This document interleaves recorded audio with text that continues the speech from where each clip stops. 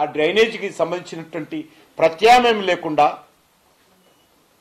మరి ఏ రకంగా ముందుకు తీసుకెళ్తుందో చెప్పాల్సినటువంటి అవసరం ఉంది. అంతేకాదు ఈరోజు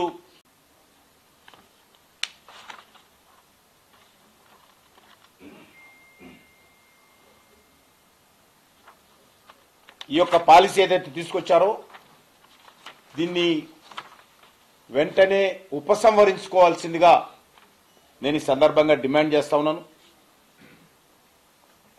పారిశ్రామికవేత్తలకు లాభం చేకూర్చేటువంటి జీవో ఇది.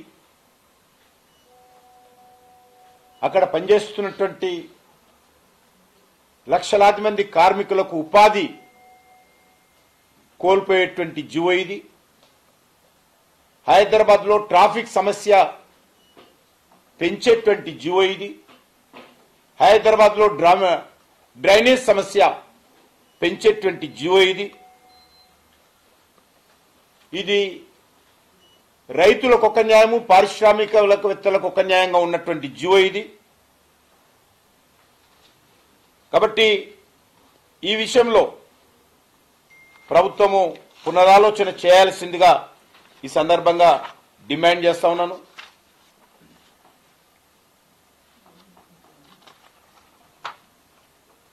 ఇది 22 పారిశ్రామిక వాడల్లో భారీ స్థాయిలో ఇన్సైడర్ ట్రేడింగ్ జరగనుందని ప్రతి ఒక్క వ్యక్తి ఈరోజు భావిస్తా ఉన్నారు.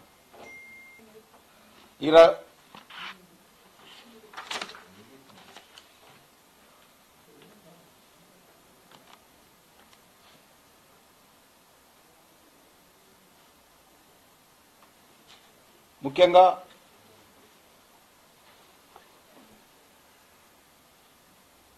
ఈ యొక్క